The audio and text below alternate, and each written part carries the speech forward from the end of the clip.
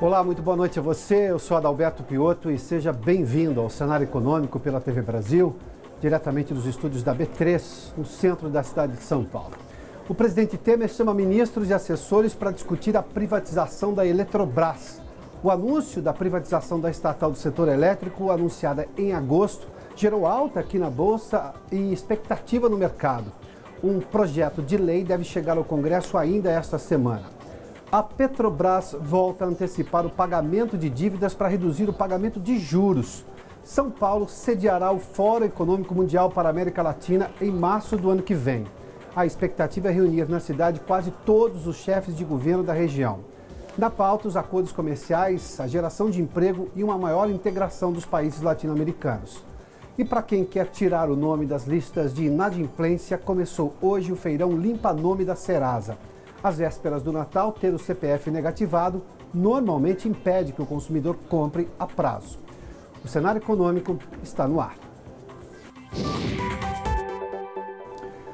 O governo de São Paulo assinou hoje o contrato para que a capital paulista seja sede do próximo Fórum Econômico Mundial para a América Latina. Normalmente o Fórum Econômico começa em janeiro, o Fórum Econômico Mundial acontece em janeiro. Na Suíça, desta vez agora, a versão latino-americana vai acontecer nos dias 13, 14 e 15 de março de 2018, na capital paulista. O acordo foi firmado pelo governador Geraldo Alckmin, pelo prefeito da capital, João Dória, pelo ministro do Desenvolvimento, Indústria e Comércio, Marcos Pereira, e representantes do evento. Na pauta, temas relacionados à realidade brasileira, a quarta revolução industrial, avanços na tecnologia, inovação e emprego. A última edição do Fórum aconteceu em Buenos Aires, na Argentina, onde o governador Geraldo Alckmin formalizou a participação do Brasil no evento e defendeu a integração da América Latina e a importância do agronegócio, além da necessidade de reformas trabalhista e previdenciária. A trabalhista entra em vigor agora em novembro e a previdenciária voltou a ter uma discussão mais efetiva no Congresso Nacional. Tudo isso para o crescimento da economia no país, a economia brasileira e a importância brasileira na economia mundial.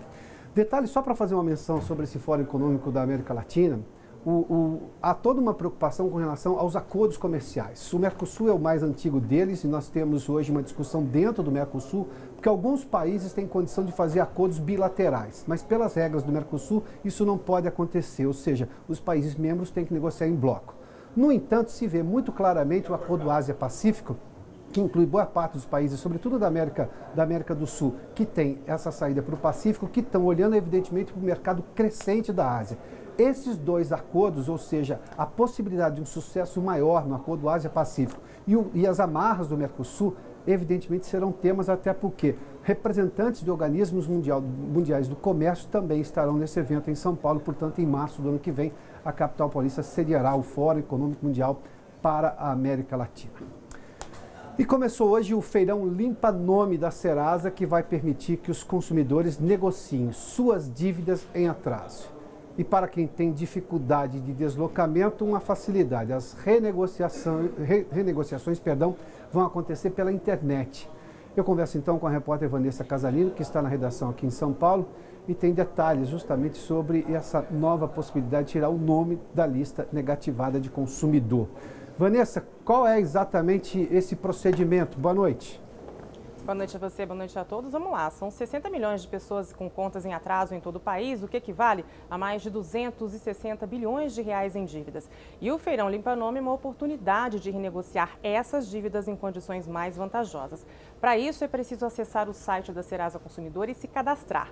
Aí, tem de checar se a empresa para a qual você está devendo participa do feirão. No site, as empresas oferecem descontos e mudanças nos prazos de pagamento das dívidas. A negociação é feita online, por e-mail e chat ou por telefone. Em alguns casos, as empresas têm até ofertas já pré-estabelecidas e oferecem simulação de boletos para quitar as pendências. Segundo a Serasa, o valor médio devido por inadimplente hoje é de cerca de R$ 4.400. E a maior parte das dívidas é com bancos ou cartão de crédito, Piotto.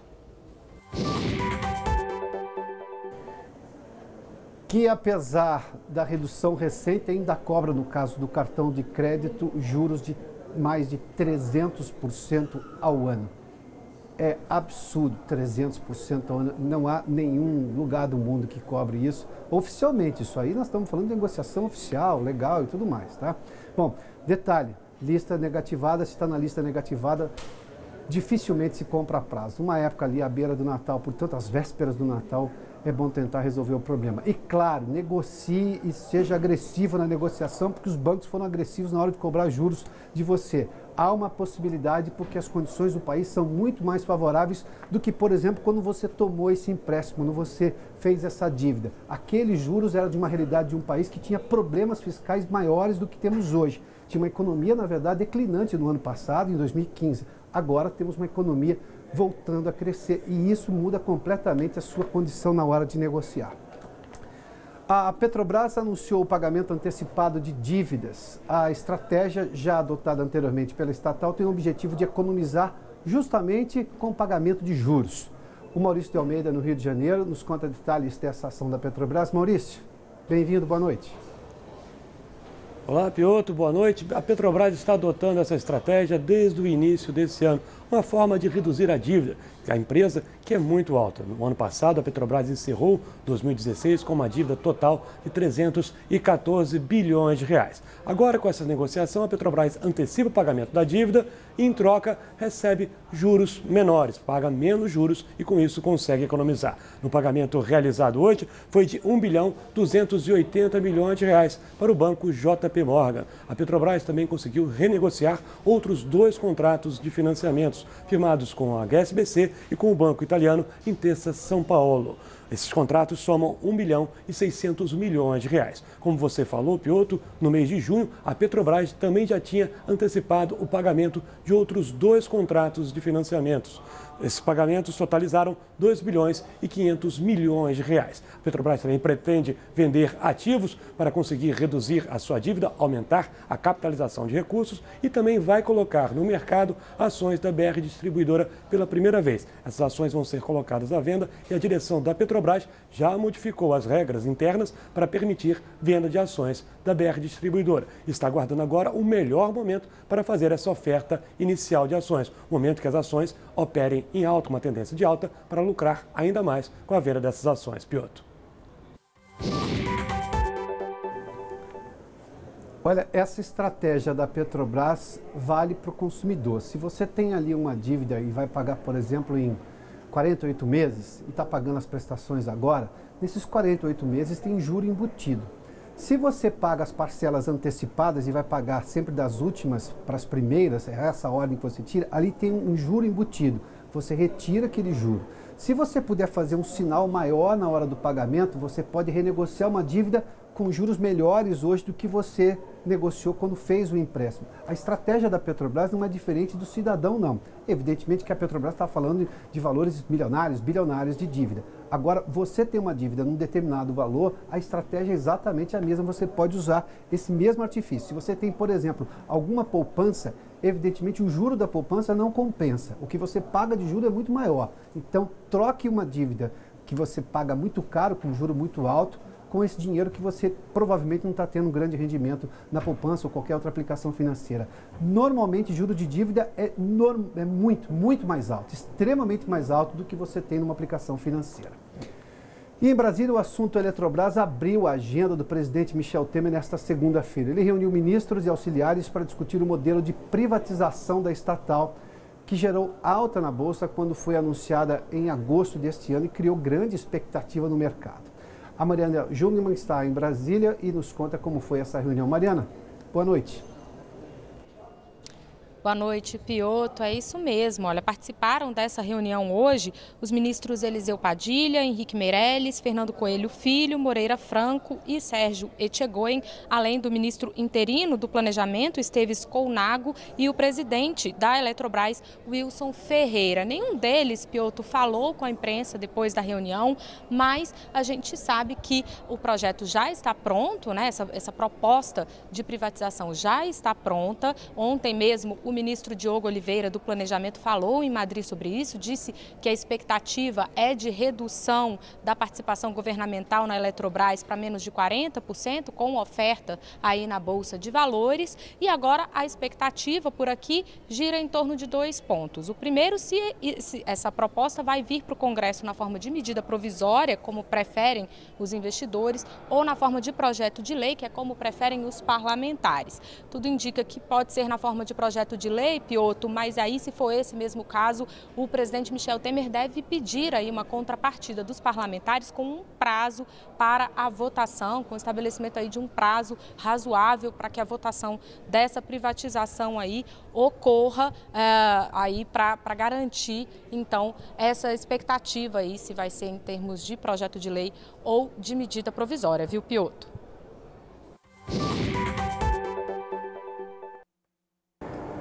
Depois de subir na semana passada, a inflação permaneceu inalterada nas previsões dos economistas ouvidos pelo Banco Central. Hoje, segunda-feira, é dia de Boletim Focus. Mas teve pressão dos preços administrados, a gente vai falar disso daqui a pouquinho, como a energia elétrica. Uma pesquisa do Boletim Focus, nessa pesquisa maior divulgada hoje, também foi mantida a boa perspectiva para a produção industrial e uma leve alta no dólar. A gente vai ver esses números agora, mas vamos dar uma olhadinha, sobretudo na inflação, até para entender o que foi essa alta divulgada agora nessa previsão. Lembrando que sempre as previsões do Boletim Focus é sempre uma previsão para o final do ano. Durante todo o ano, semanalmente, essa pesquisa é feita pelo Banco Central. Só mais dia com 100 economistas e analistas de mercado ouvidos pelo Banco Central, mas a projeção é sempre para daqui exatamente em dezembro qual vai ser a situação da economia nesses índices todos. Vamos falar primeiramente do IPCA inflação. Está aqui, olha. A inflação há um mês estava projetada em ter 2,98%. Essa seria a inflação em dezembro deste ano. Depois dessa série de aumentos, sobretudo na energia elétrica, nós temos agora uma previsão para dezembro de 3,08%. Sim, um aumento, mas a gente tem que levar em conta o seguinte fato. A meta do Banco Central, o centro da meta este ano para a inflação era de 4,5%. Mesmo que chegue nos 3,08%, nós vamos estar no que se chama do piso da meta, porque a meta era de 4,5% do centro, com 1,5% de tolerância para cima e 1% para baixo, ou seja, a gente estava falando de 3% até 6% de inflação no ano. Nós vamos ficar com um pouquinho acima do piso da meta, até outro dia a gente estava falando em ficar abaixo desse piso da meta. O IPCA no ano, o acumulado até o mês de setembro, nós não temos ainda os números de outubro, nós estamos no comecinho de novembro, então os números não estão fechados ainda, mas o IPCA divulgado pelo IBGE, na soma de todos os meses até setembro, está em 1,78%. Ou seja, para chegar no 3, a gente teria que ter aqui uma inflação muito importante no acumulado agora de outubro, novembro e do mês de dezembro. Detalhe é que se a gente olhar para setembro houve um crescimento da inflação de 0,16 ponto percentual. Está aqui, 0,16% os preços subiram em média. O cálculo da inflação é sempre feito assim, são vários grupos em que se calcula uma média. Então, evidentemente, se o tomate, por exemplo, que entra no item alimentação, subir 10%, a inflação não vai subir 10%, porque o peso do tomate nesse cálculo médio da inflação é determinado. Ele é bem mais baixo do que, evidentemente, a energia elétrica. Falando sobre isso, exatamente preços administrados, e preços administrados, o item habitação conta bastante, porque o IPCA mede exatamente até 40 salários mínimos. É para famílias, a inflação para famílias até 40 salários mínimos de renda mensal. Vamos lá, para ter uma ideia nos preços administrados, nós estamos falando de energia, há um mês a previsão é que eles subiriam 6,83%. Agora, a previsão, levando-se em conta que nós tivemos recentes...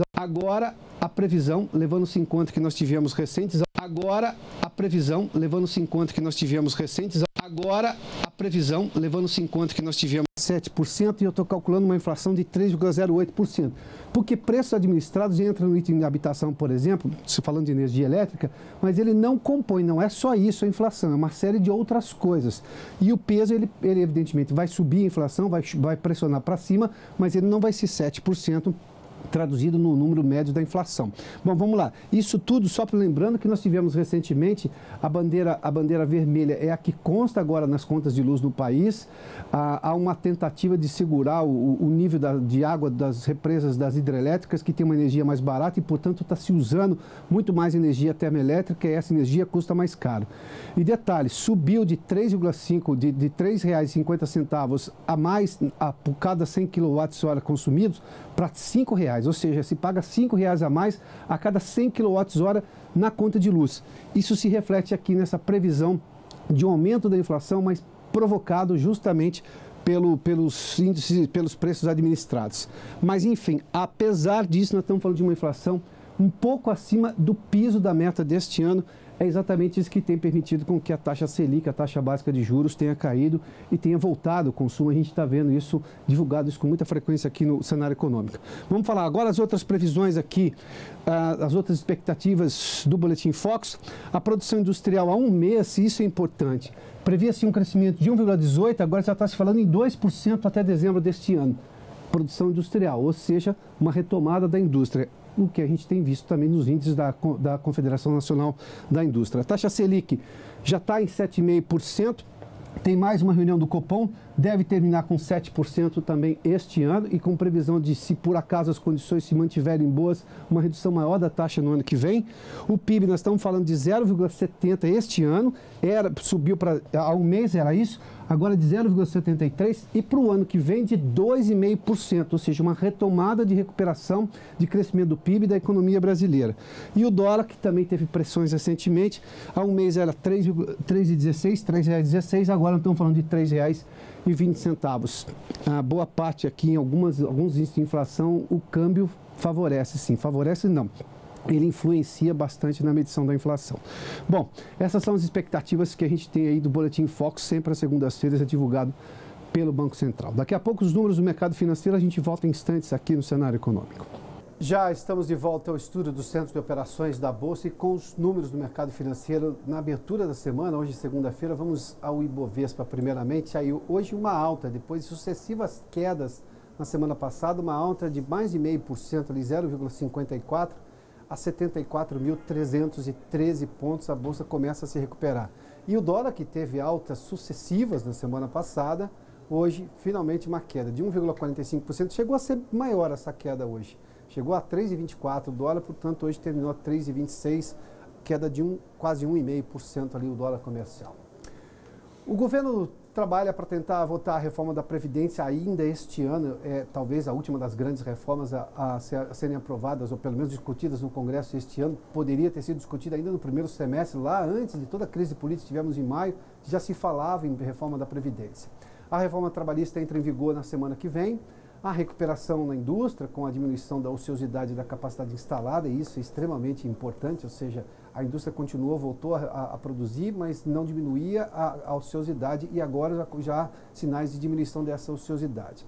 Embora os juros ao consumidor continuem absurdamente altos, o cartão de crédito ainda cobra mais de 300% ao ano, há um movimento de baixa também nos juros ao consumidor. Com a inflação controlada e a recuperação do emprego e do poder de compra, estamos em que estágio dessa recuperação econômica, até porque estamos sim no processo de recuperação do país.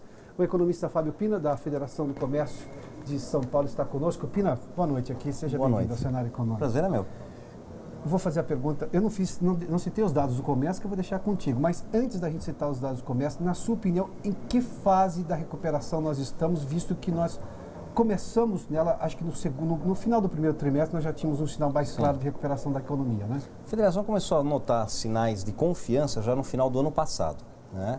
Imaginando que a partir do primeiro semestre desse ano a gente fosse ter dados positivos de venda, da indústria. O que aconteceu? Acho que a fase que nós estamos agora é que não é possível mais negar a recuperação. Você teve ela muito frágil, teve primeiro só confiança do consumidor, confiança do empresário, depois dados muito frágeis no começo desse ano, agora os dados não são mais frágeis. Você tem aumento das vendas no comércio, no caso a Federação do Comércio está prevendo um aumento para esse ano de 4% a 5%. É pouco em relação ao que foi perdido, mas é um número robusto. A indústria, depois de 33 meses, nesse segundo semestre, tem tido números positivos consecutivos. A inflação muito baixa, taxa de juros caindo. Ou seja, nós temos um quadro geral que todos os indicadores apontam para a recuperação econômica, para uma normalidade econômica e para a retomada do tripé macroeconômico. Então, acho que a fase em que nós estamos é ainda um processo que vai melhorar, não estamos a pleno vapor, isso é evidente, mas é uma fase onde não dá mais para se negar. Você precisa fazer um esforço enorme para negar a recuperação. Empregos voltando, né? Isso talvez tenha até voltado, a recuperação do emprego tenha até sido um pouquinho antes do que a gente imaginava. A gente imaginava que a capacidade ociosa era muito grande e, de fato, ela até é na indústria ainda, está reduzindo, mas tem capacidade ociosa. Mas no varejo, por exemplo, como a gente o varejo é formado por muitas micro e pequenas empresas, se eu demitir um funcionário, qualquer sopro de respiração, de recuperação, eu tenho que contratá-lo imediatamente. Então eu não tinha essa capacidade ociosa com relação ao emprego tão grande quanto a gente imaginava. Por isso é que já começamos a recuperar até emprego. Pina, nós temos, eu vou até chamar de mau humor, quando a gente divulga os dados do CAGED, até porque a carteira assinada, eles são todos positivos, o saldo tem sido positivo com uma sequência. Sim. Aliás, acho que teremos saldo positivo por um bom tempo agora, o que é uma recuperação importante. Mas boa parte dos analistas olha com certo mau humor quando se fala da redução da desocupação medida pelo IBGE, porque ali tem um ingrediente muito grande de informalidade. Eu não sei se é só informalidade ou se é um novo emprego, uma nova relação de trabalho, porque o mundo está mudando e o Brasil também. Aliás, a reforma trabalhista está dando segurança jurídica e uma série de outras formas de prestação de serviço. Na sua opinião, essa redução da desocupação justifica esse mau humor com aquilo? Não, de forma alguma. Em primeiro lugar, eu ia começar pela reforma trabalhista. Ela veio justamente porque o mundo é outro. O trabalho remoto é uma realidade.